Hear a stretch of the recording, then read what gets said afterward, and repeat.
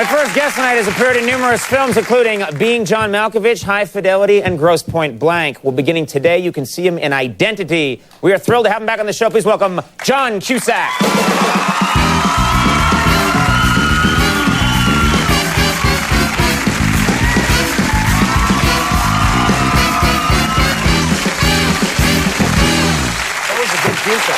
What's that? That was a good theme song. Oh, yeah. Yeah, that's your new theme song from now on. Awesome. Action-adventure theme. Very cool. Now, you seem upbeat, but I understand you've been a little depressed lately because you are a huge hockey fan. Yes. Detroit Red Wings, that's your team. That's my team. And they get beaten by the Mighty Ducks. Yes. Sorry to laugh in your face, but that's to lose to the Mighty Ducks. They won the cup last year, though. Yeah, doesn't matter. And they're going to win next year. I know. Doesn't matter if they cured cancer last year. They lost to the Mighty Ducks. That's tough. It's hard to lose to a team named after a teen movie. Yeah, exactly. That's rough. We lost to the St. Elmo's Fire. That's true. We were beaten badly. Now, I understand that you were last year when they won, and you're a big fan of the Detroit Red Wings, and you support them, you actually got to hang out with the Stanley Cup a bit. Is that right? Yeah, well, a good friend of mine used to play in the Blackhawks, Chris Chelios. He's a two-time Olympian and a great hockey player, and I sort of switched allegiances when he went to the Red Wings, and they're a great team. You know, I went with my guy. I mean, usually I'm a Chicago guy, but when they traded Chris, I had to go to Detroit. So you went with him, and so they win. They won the cup, and then each guy who wins the cup, each member of the team gets to take it for 2 days. It's the greatest ritual in all sports, in my opinion. Right. Because they actually get to take the same trophy that's been there since, I don't know, it's like 1812 or something. Exactly. It's the same Stanley Cup, right. And each guy gets it for 2 days. So me and my idiot friends got to hang out with Stanley Cup and Chris Chelios for 2 days this summer. But, some people, because we've had different hockey players on at different times. We talk to them, and they'll say things like, yeah, I put it on the back of my boat, and we hauled it and made it water ski. I mean, they do crazy things with it. Yeah. I mean, were you guys doing anything insane with it? Well, Chris, we took it out to a lot of bars and drank out of it. You drank out of it? Yeah. Because you realize that some people are doing disgusting things with the cup in previous years. Yeah, I know. And then, some people put their babies in the cup. I mean, it runs the whole gamut. You want to check to make sure there's not a baby in the cup before you... Let's fill it with gin. Oh, wait, hold it. Let's get it out of there. Yeah, but it was fun. And so, is there security for the Stanley Cup? There is, actually. There are these two guys who are like the Stanley Cup trophy Secret Service guys, and they have the walkie-talkies, and they just sort of shadow the cup. And the cup's going over to Conan, the cup's going over here, and they're with it the whole time. That's so weird. It's kind of demeaning to have to be the Secret Service guy. You probably dreamed all your life of guarding the president, and you're in charge of an inanimate object, I don't know, man. You say that up in Canada, you get your ass kicked. I'll take those Canadians on any day. Those flapjack-eating, Mountie-riding.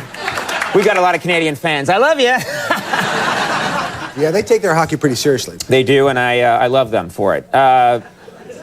I heard something. I don't know if it's true. I just want to make nice with everyone all the time. I'm a coward. Why do we hate Canadians? We don't hate Canadians. They're wonderful people. Who do we hate as a nation? As a nation, Spain really has it coming. I mean, come on. What they did in the 1400s. Now, I'm still upset. People are like looking stuff up. What did they do? They messed with my brother's car in the 1400s. Let's talk about you. I heard that you are into this sport, and that I've heard about, and it's pretty challenging. When you hear about different sports, this one always sounds the most challenging. Helicopter snowboarding. This is something you do. Yeah, I do it. I do it every once in a while. I go up to Canada, the good people of Canada. That's probably the good people. God bless those people, by the way. The Great White North. And, but Spain, don't get me started.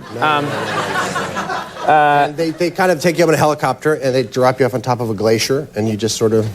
Okay, let's back this up. How high up top of the glacier are you, like 12 feet? Do they land it, or do they make you jump out? It's at the very top. Right. Yeah, and then they sort of land the helicopter, and you jump out, and then the helicopter goes down there, and then you sort of snowboard down to the helicopter.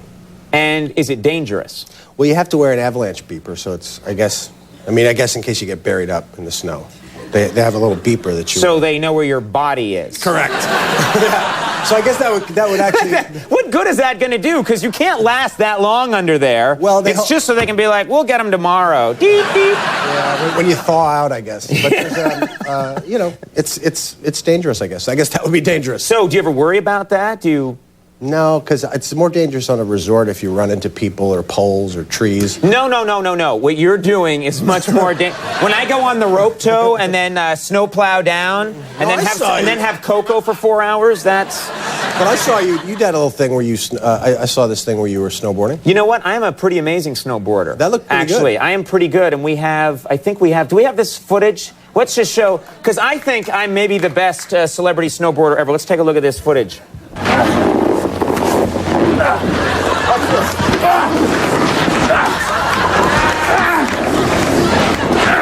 Don't help me, I can do it. Son of a bitch!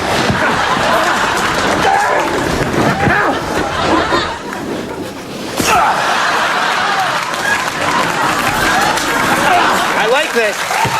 What do you think of my form? What do you think of my form?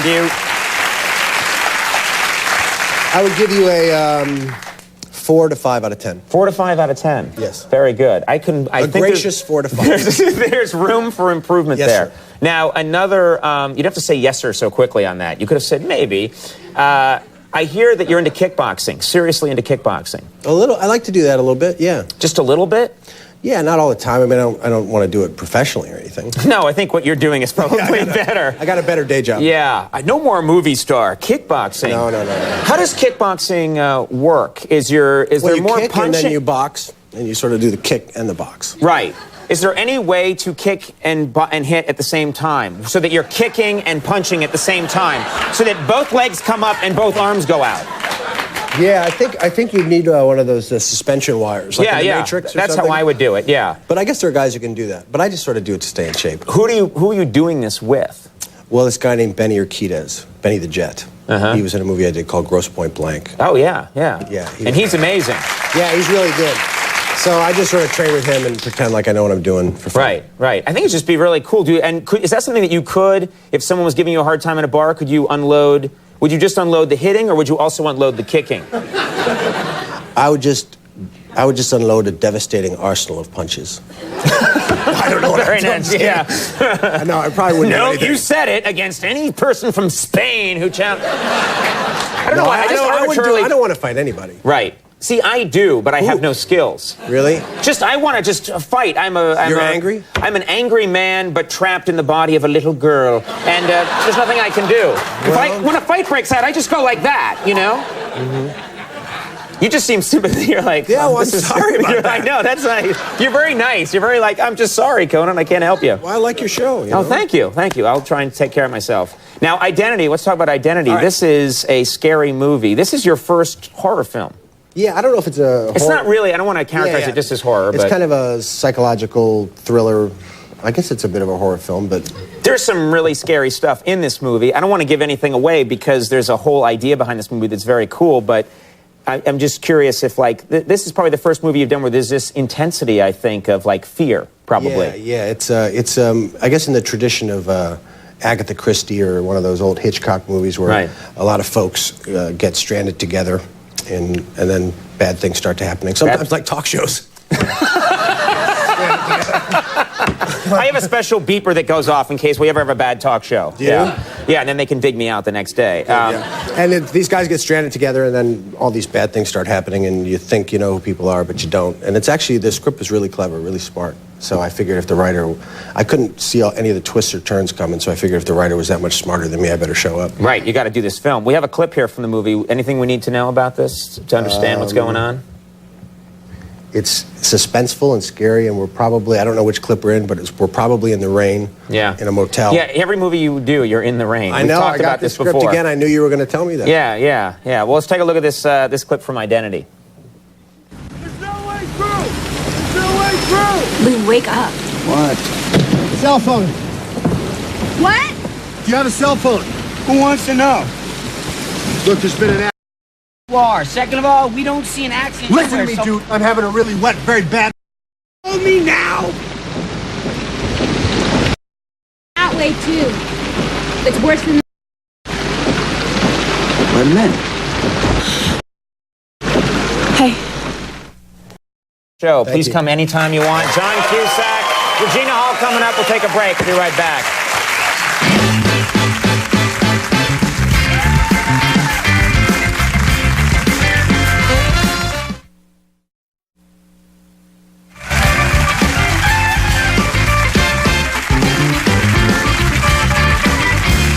Okay, everybody, we are back, and man, we have